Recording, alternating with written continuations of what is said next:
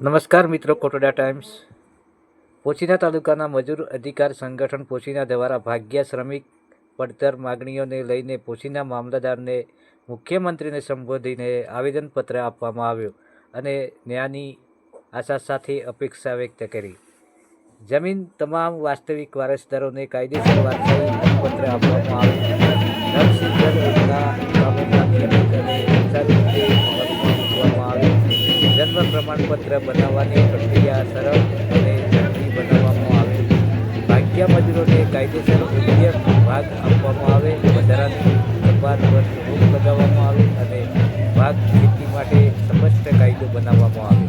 ખેડૂત મજૂર માટે દૈનિક નિયમ મજૂરી 500 રૂપિયા પ્રતિ દિવસ નક્કી કરવામાં આવે.